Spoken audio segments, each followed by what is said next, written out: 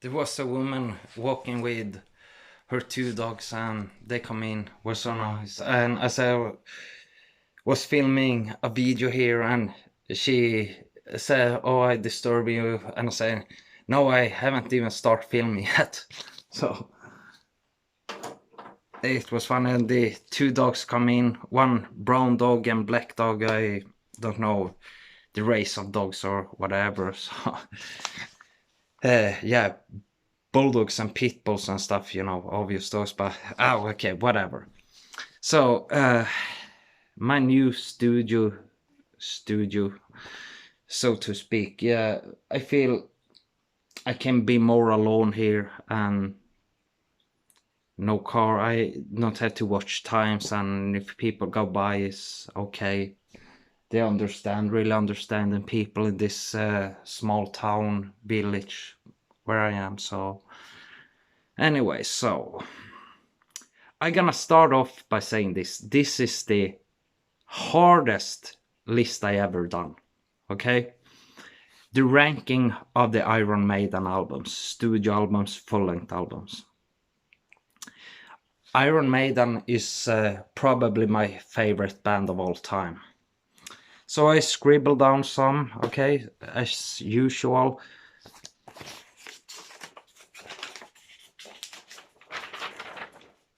Okay. Iron Maiden are an English heavy metal band formed in Lytton, East London in 1975 by bassist Steve Harris, who is the primary songwriter in the band. Maiden is one of the pioneers and one of the forefronts in the new wave of British heavy metal. And some stuff I wrote down, my own thoughts as, you know, if you would ask anyone name a metal band, chances are most of them will say Iron Maiden. They're just that known, probably the most known metal band of all time. In all circles and mainstream in the metal community. Not to take anything away from earlier pioneers in the genre, especially Black Sabbath, the true creators of heavy metal, or Judas Priest, who is in some ways made metal what it is. Maiden, though, was the next level in metal. How much they meant to me personally is extraordinary, and I will talk about that. So, starting with the Number of the Beast, their most famous album, and yeah, Maiden may be my favorite band of all time. This is not so cool, drinking wine. But whatever. I had a very long day, tough day. I started this. Oh, and this is gonna be a long video to go through all this stuff. So I started the ranking yesterday.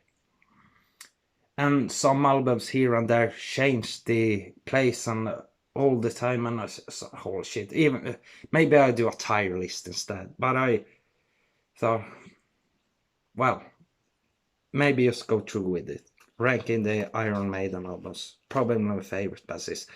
This is the hardest list I have ever done. Even harder than ranking my top 10 favorite guitarists. This was the hardest. Holy shit, it was hard.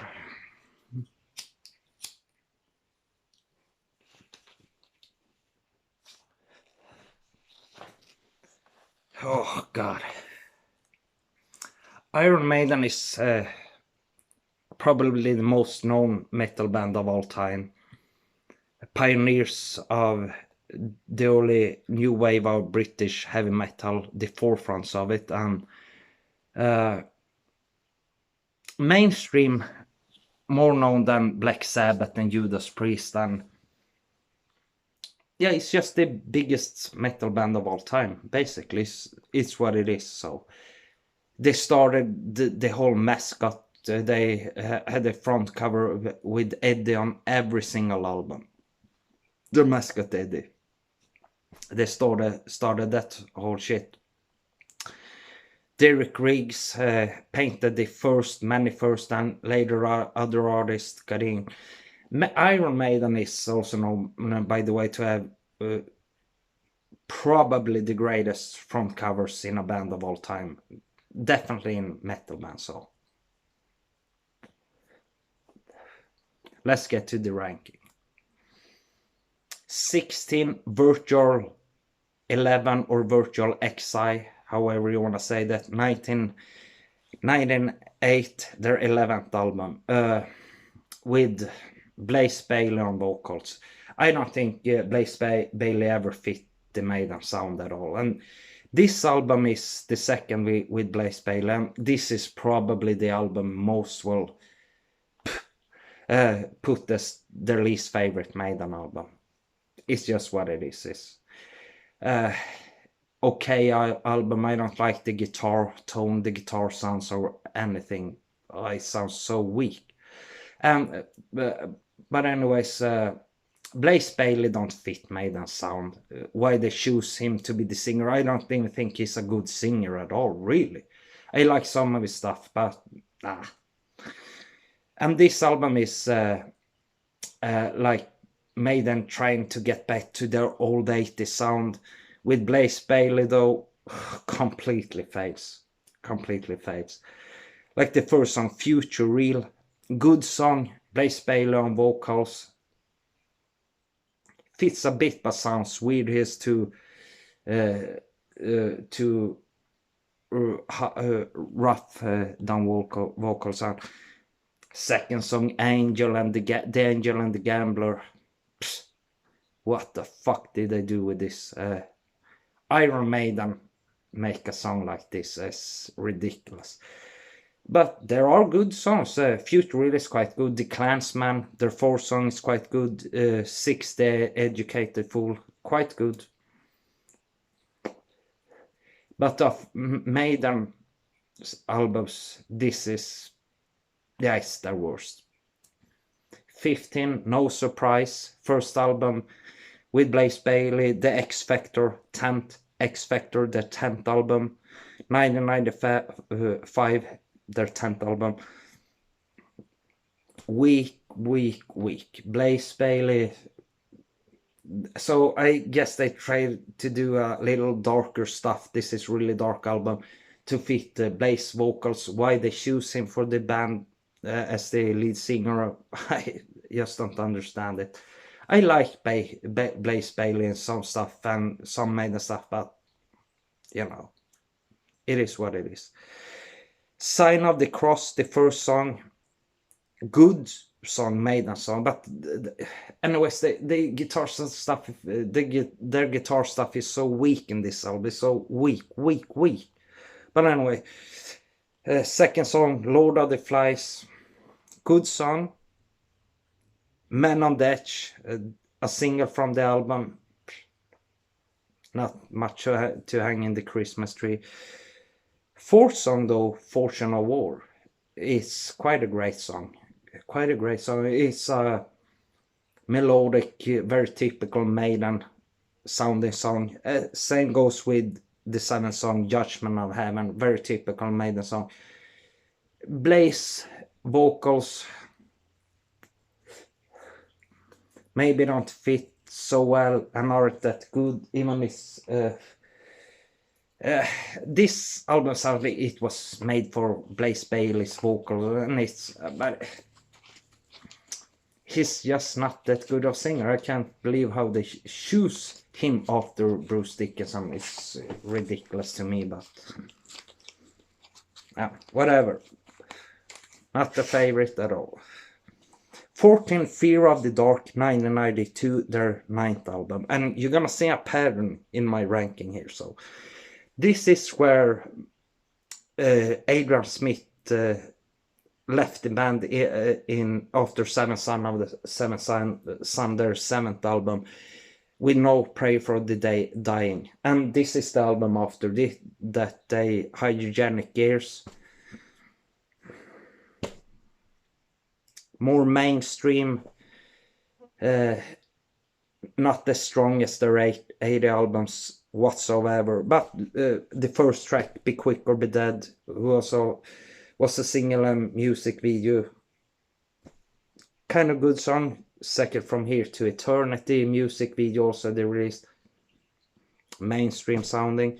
Third song though, Afraid to Shoot Stranger, is a real Maiden sounding song. I really like that. So fifth song, Childhood's End, great song. Not that Maiden sounding, but great song. Then the sixth song, Wasting Love, is the most Maiden sounding song I think I ever heard.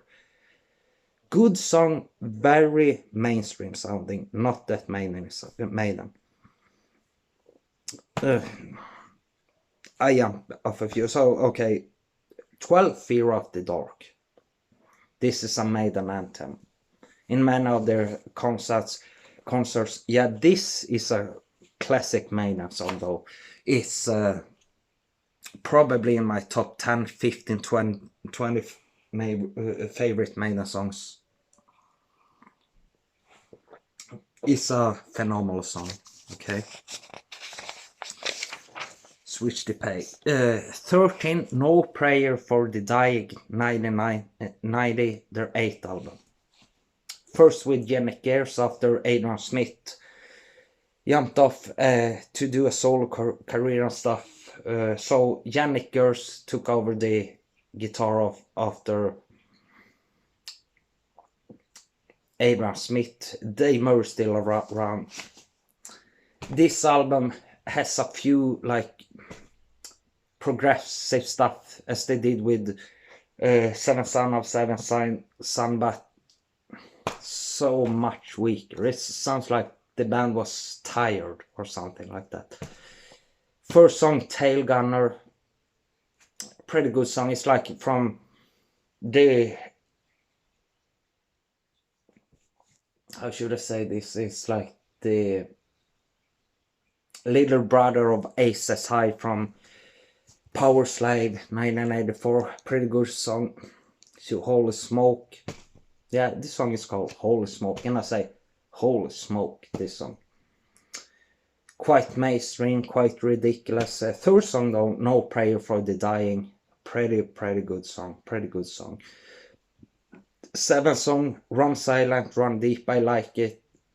Not one of the greatest. It's okay. Quite good actually. Ninth song, Bring Your Daughter to the Slaughter. Wow. Weakest music video probably Maiden has done, they took from the live shows and stuff. Bruce Dickinson apparently directed it.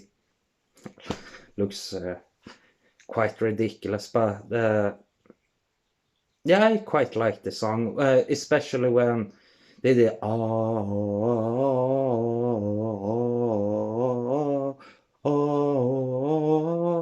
as Bruce Dickinson says. It's quite a silly song, but it's okay. 10th song though, the last song on the album, Mother Russia. Great song. I like this album more when I was younger, but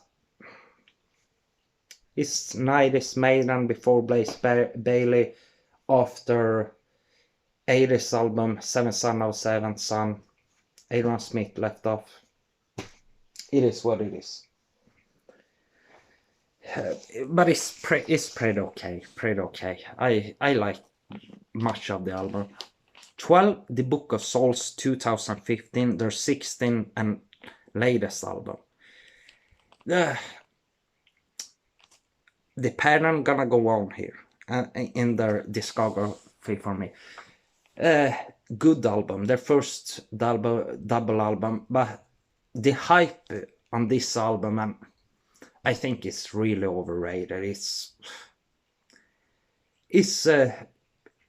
quite good, but it's very overrated. The first song, If Eternity Should Fail, good. Speed of Light, the second song of the album. The first single music video, okay, Maiden song. Fourth song though, The Red and the Black.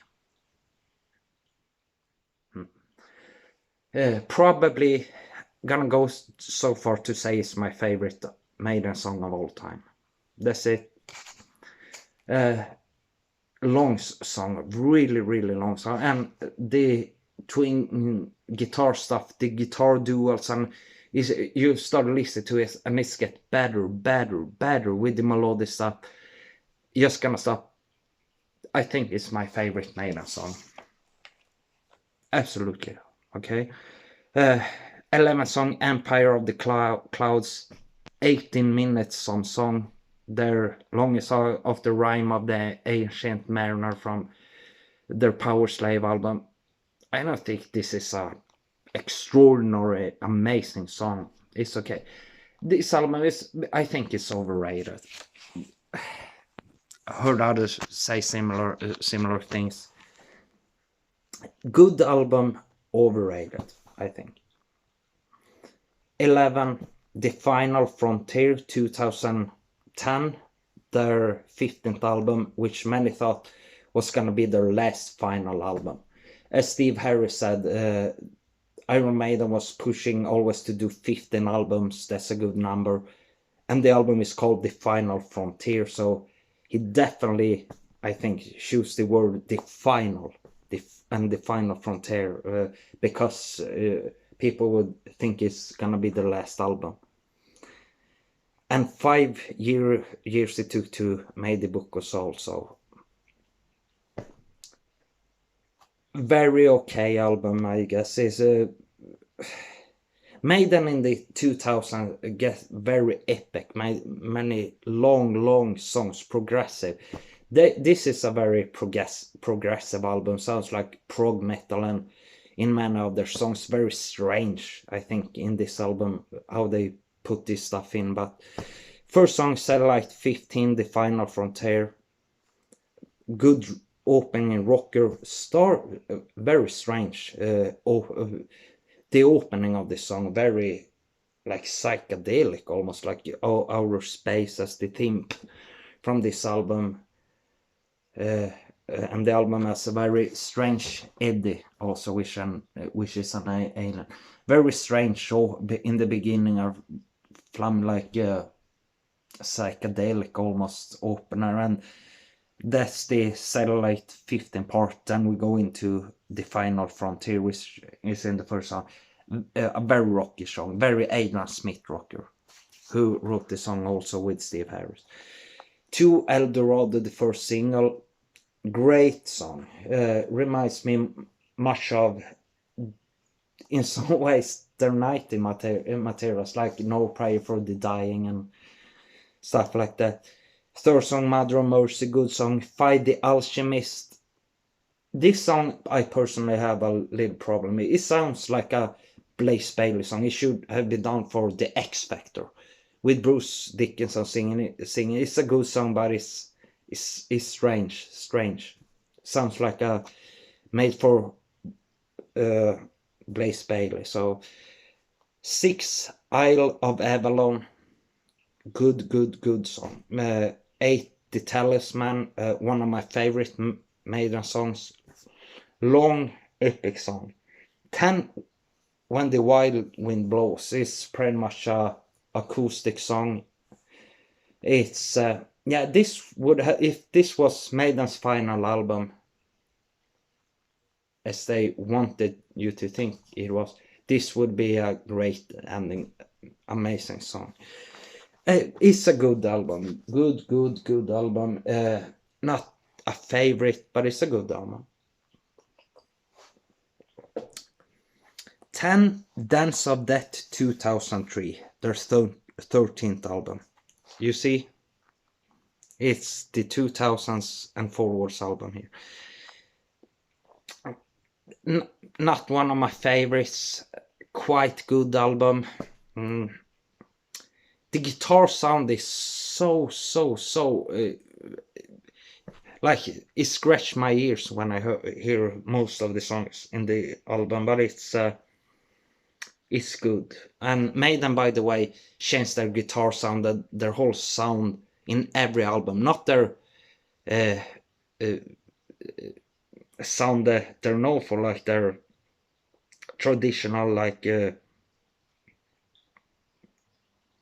forgot the word, not their trademark sound and style, but every album of Maiden has a different, like, guitar tone, guitar sound, and so it's not the same album all over again, although it's the same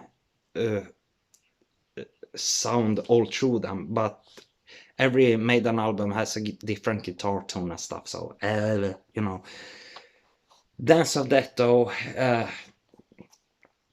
has a very, I think, very, my ears hurt sometimes when I hear this album, especially the guitar. But first song, Wildest Dreams, classic Aaron Smith opener, also wrote by Steve Harris and Aaron Smith.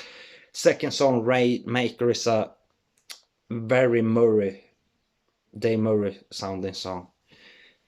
Very good song. They did a music video and single as well with Wildest Dreams. They made a music video and single.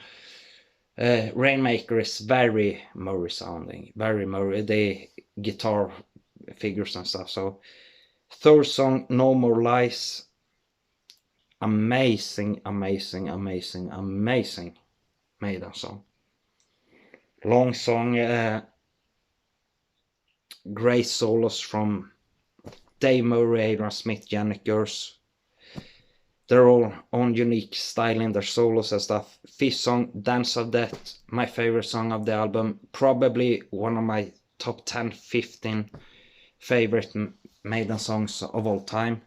Amazing song. Slow at first, going in. I'm not gonna talk too much about it. This video is gonna be long, so fuck. So great song. 8th song, Passchendaele, war song, amazing. 11th song, Journeyman, probably their real first acoustic song, if not the prodigal son of Killers. Was it really all acoustic? I don't remember, but great song. And now, when we talk about Killers, 1981, their second album.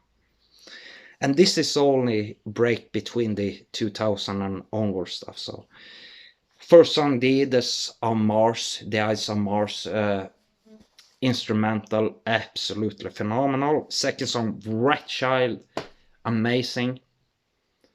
Paul Di'Anno on the vocals, which we're gonna go into later to an introduction. So third song, Murders in the Rue Morgue, amazing.